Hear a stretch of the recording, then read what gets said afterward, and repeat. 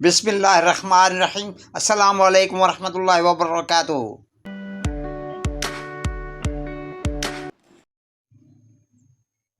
आज का मेरा टॉपिक है सिरप एज़िडोन। इसमें जो इंग्रेडिएंट पाया जाता है वो मंदरजा झैल है।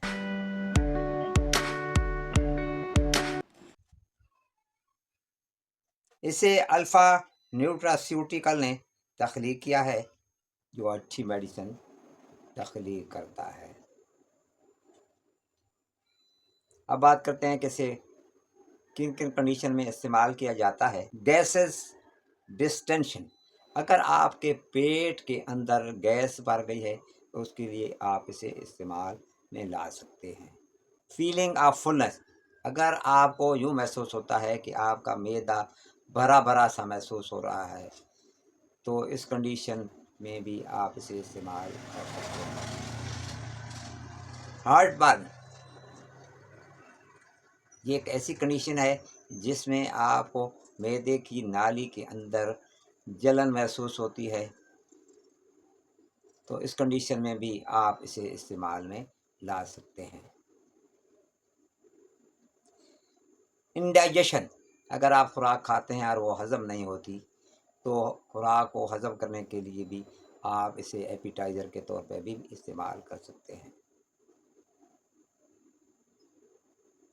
लॉस ऑफ एपेटाइट, अगर आपकी भूख ख़त्म हो गई है और आपको कुछ खाने को जी नहीं चाहता तो आप इस सिरप को इस्तेमाल कर सकते हैं, जिससे आपकी भूख बेहतर हो जाएगी।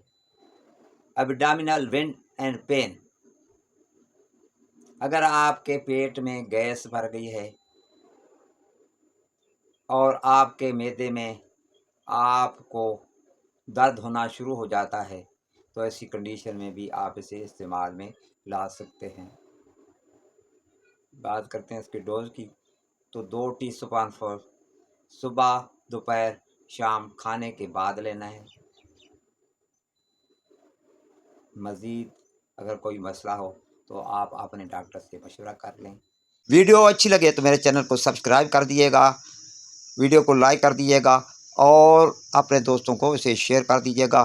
बेल आइकन को दबा दीजिएगा। आपकी समातों का बहुत बहुत शुक्रिया। पाकिस्तान जिंदाबाद।